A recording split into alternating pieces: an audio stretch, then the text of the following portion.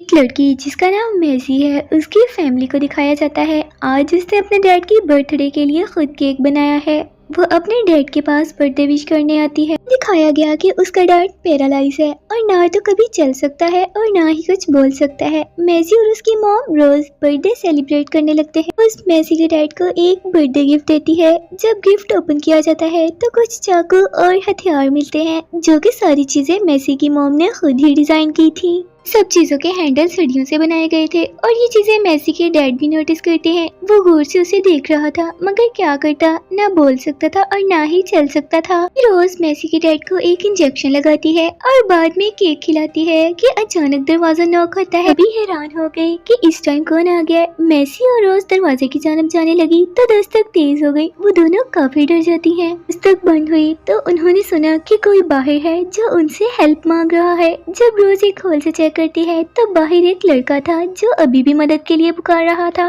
कह रहा था कि मेरा भाई बहुत जख्मी हो गया है, इस वजह से उसे मदद की जरूरत है। पहले तो रोज उसकी मदद करने से इनकार करती है। लड़के के बार बार इस्तेमाल करने पर रोज उसकी मदद के लिए तैयार हो जाती है और उन दोनों लड़कों को घर के अंदर ले आती है। इस लड़के के जख्मी भाई के पेट में एक रॉड लगा हुआ था। वो दोनों डर गए और उन्हें बताता है कि हम काफी दूर से सफर करते हुए आ रहे थे। जब रास्ते में अंधेरा हुआ तो हमारा एक्सीडेंट हो गया और पता नहीं कैसे ये रोड मेरे भाई को लग गया। भाई बड़ा और मैं छोटा हूँ। इसका नाम जैक है। इसकी हालत देखकर रोज फौरन से उसकी मदद करती है। रोज उसके भाई की मदद से जैक को कमरे में लिटाती है और उसका रोड बाहर निकालती है। फिर उसकी जख्म पर स्टिचेस लगाती है। रोज को देखकर ऐसा लग रहा था जैसे वो स्टिचेस लगाने का काम सालों से करती आ रही हो। रोज जैक के भाई को खाना खिलाती है और उससे बातें करना शुरू कर देती है। वो उससे सवालात पूछती है कि तुम लोग कहाँ से आए, कहाँ जा रहे थे और क्यों जा रहे थे। उसका जवाब बड़ा रुक रुक कर देता है। रोज समझ गई कि वो लड़का झूठ बोल रहा है। वहाँ जैक भी आ जाता है। वो होश में आ गया था।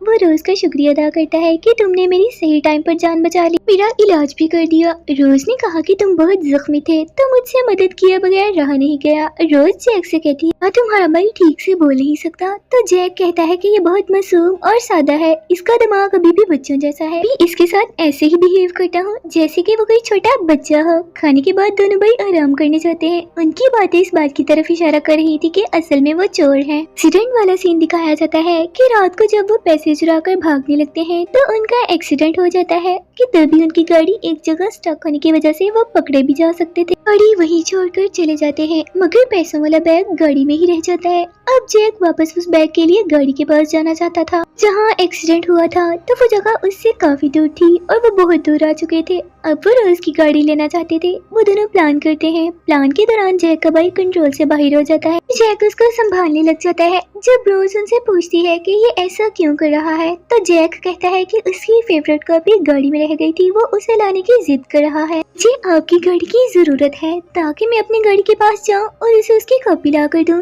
ताकि ये थोड़ा सुकून में आ जाए। अब यहाँ रोज उसके भाई को समझाने लगती, मैं से जिद ना करो, बस थोड़ा सब्र रखो। अचानक रोज कहती है कि मुझसे इसकी ये हालत नहीं देखी जा रही, चलो इसकी इसे फेवरेट कॉपी ला कर देते हैं। रोज जाते जाते मैसी से कहती, तुम अब घर में अकेली हो, जैक के भाई से ज्यादा बातचीत मत करना। तो मैसी मान जाती है, जिसके बाद जैक और रोज गाड़ी लेकर एक्सीडेंट वाली जगह जाने के लिए निकल जाते हैं। रास्ते में वो दोनों अपनी अपनी फैमिली के बारे में बातें करने लगे। जैक को बताती है कि मेरा भी एक बेटा था, मगर इस गाड़ी से उसका एक्सीडेंट हो गया और वो मर गया। मैं आज भी अपने बेटे को बहुत याद करती हूँ। दूसरी तरफ मैसी दिखाई जाती है। जैक के भाई से बात करना चाहती थी क्योंकि वो पहली बार किसी और इंसान से बात करने लगी थी। रोज उसकी परवरिश बड़ी सख्ती से करती है और ना ही मैसी को कभी किसी से बात करने दी थी। ज्यादा सोचने के बाद वो जैक के भाई के कमरे में आती है और उसके पास आती है, उससे बातें करने लग जाती है। उधर वो दोनों एक्सीडेंट वाली जगह पहुंच जाते हैं। जल्दी से पैसों वाला बैग लेकर रोज की गाड़ी की तरफ चला जाता है। तब गाड़ी में एक डेड बॉडी भी दिखाई जाती है। जैक इस डेड बॉडी के बारे में जानता था तो वो अब इसको छुपाने की कोशिश कर रहा था। करते हुए रोज भी उसे देख लेती है। जब वो गाड़ी में बैठते हैं तो रोज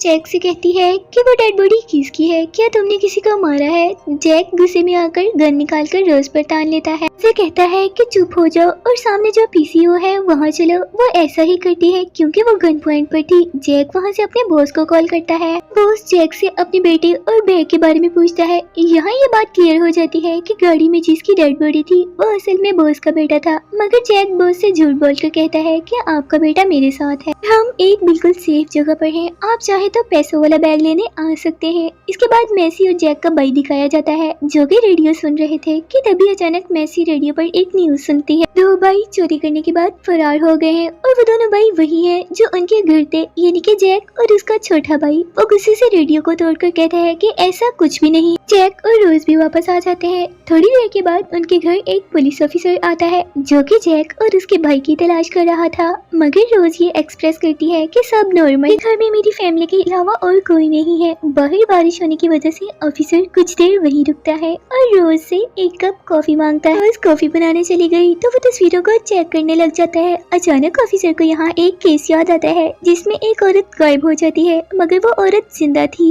हाँ, हैरत वाली बात ये है कि वो केस वाली फैमिली कोई और नहीं बल्कि खुद रोज ही की फैमिली है, मगर गायब होने वाली औरत रोज नहीं कोई और थी। ऑफिसर समझ आता है कि रोज उनकी फैमिली मेंबर बनकर यहाँ रह रही है। हाँ, जैक अचानक से बाहर निकलकर ऑफिसर पर अटैक करता है और उसे शूट करने ही लगा था कि वो उससे पकड़ लेता है और दोनों के दरमियान लड़ाई शुरू हो जाती है। ऑफिसर जैक को दीवार में मार मार कर बेहोश कर देता है। बाद रोज अपनी गन लेकर वहाँ आती है। वो ऑफिसर को शूट करके मार देती है। यहाँ हम देखते हैं कि रोज का हस्बैंड अब पहले से काफी बेहतर हो रहा है और वो कुछ बोलने की कोशिश करता है। रोज उसे देख लेती है। वो जल्दी से इंजेक्शन लेकर अपने हस्बैंड के पास आती है और उसे इंजेक्शन लगा देती है। सारी सूरत हाल से समझ आया कि रोज कोई मामूली औरत नहीं बल्कि उसकी जिंदगी राजों में छुपी हुई थी, इसकी वजह से वो ऐसी है। ये सब देखकर मैसी काफी डर जाती है। रोज मैसी को गले लगाकर उसे काम डाउन करने लग जाती है। वो बातों में लगाकर मैसी को मना लेती है और फिर दोनों ऑफिसर की डेड बॉडी को जंगल में छुपाने के लिए जाते हैं। उस ऑफिसर की डेड बॉडी उसकी गाड़ी के सामने रखती है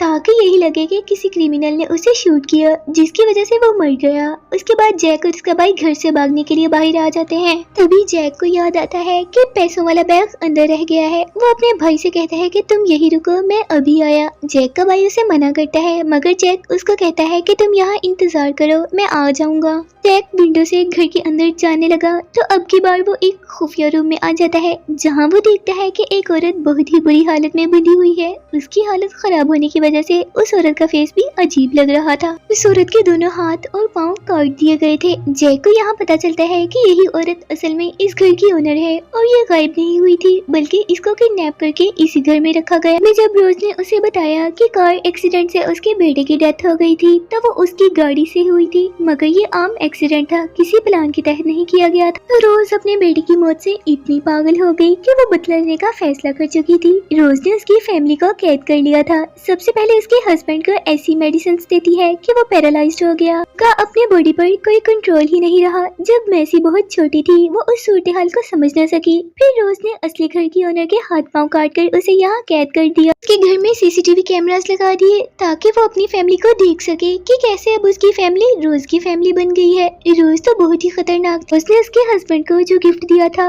उसके सारे हैंडल्स उसकी हड्डियों से बने हुए थे। जैक ये सब कुछ देखकर काफी ज्यादा दुखी हो गया और तरस खाकर उसकी मदद के लिए तैयार हो जाता है, मगर वो औरत जैक से कहती है कि अगर तुम मेरी मदद करना चाहते हो तो मुझे मार डालो और मुझे इस दर्द से आजाद कर दो। अब मैं जिंदा रहकर क्या करूंगी, मेरी जिंदगी का कोई मकसद नहीं रह गया। जैक न चाहते हुए भी उस औरत की बात मान लेता है और उसे मार देता है कि उसी वक्त उसे अपनी माँ की याद भी आने लगी थी। फिर वो पैसों वाला बैग लेकर जैसे ही जाने लगता है तो मैसी वहाँ आ जाती है। जल्दी से उसे पकड़कर एक रूम में ले जाता है। फिर मैसी को उसकी माँ के बारे में बताता है। सबूत के तौर पर वो उसकी असल माँ की तस्वीरें भी दिखाता है, जिसे देखकर मैसी को यकीन हो जाता है। रोज उससे कहती है कि मुझे भी कभी कभार लगता था कि रोज जैसे बिहेव करती है वो उसकी स्टेप मदर है। अब जैक ये फैसला करता है कि वो मैसी और उसके डैड को भी रोज से आजाद करवाएगा। वो मैसी से कहता है कि तुम अपने डैड को लेकर गाड़ी में बैठ जाओ, मैं अपने भाई को लेकर आता हूँ। जब बहुत ढूंढने के बाद उसे पता चलता है कि उसका भाई यहाँ नहीं है तो वो बहुत परेशान हो जाता है। इसी दौरान रोज उसके भाई को अपने साथ ले जाती है और उसे भी अपनी बातों से फंसाने लगी और कहती है कि तुम मेरे बेटे की तरह हो, मैं तुम्हारी माँ हूँ और तुम मेरे बेटे हो। तो वो मान जाता है। जब जैक घर के अंदर आता है तो रोज उसको शूट करके जख्मी कर देती है। मैसी उसे सहारा देते हुए घर से बाहर ले आती है। दौरान उसका बॉस भी वहाँ आ जाता है और जैक से सारी सूरत हाल के बारे में पूछता है। जैक रोज को फंसाने के लिए कहता है कि रोज के पास ही आपका बेटा और पैसों वाला बैग है। वो जानता था कि जैक झूठ बोल रहा है क्योंकि वो उनकी गाड़ी और डेड बॉडी को देख लेता है और पहचान जाता है कि वो डेड बॉडी उसके बेटे की है और जैक पर चिल्लाता है, को मारना पीटना शुरू कर देता है, उसे बहुत मारता है। रोज और बॉस का आमना सामना हो जाता है। इससे पहले कि वो कुछ करता, रोज उसको शूट करके मार देती है। साथ ही जो पीछे से आकर रोज को मारने लगता है कि अचानक जैक का भाई उस आदमी को मार देता है। हम देखते हैं कि अब ये दोनों माँ और बेटे का रिश्ता निभा रहे हैं। इसी भी अपने डैड को लेकर वहाँ से चली जाती है और जैक बेचारा वही रह जाता है। कुछ दिनों के बाद दिखाया जाता है कि मैसी अपने डैड का इलाज करवा रही है और वो अब काफी बेहतर था। दूसरी तरफ पुलिस भी अब रोज की तलाश कर रही है। उसके बाद रोज दिखाई जाती है जहाँ उसने वैसे ही कैमरे लगाए थे जैसे मैजी के घर लगाए थे। रोज ने जैक की हालत भी वैसी ही कर दी थी जैसे उसने मैजी की माँ के साथ किया था। जैक के हाथ पांव काट दिए थे। अब वो सिर्फ कैमरा के जरिए अपने भाई को देख सकता था। कुछ देखकर जैक काफी दुखी हो जाता है और सोचता है कि ये शायद उसे उसके गुनाहों की सजा मिल रही है।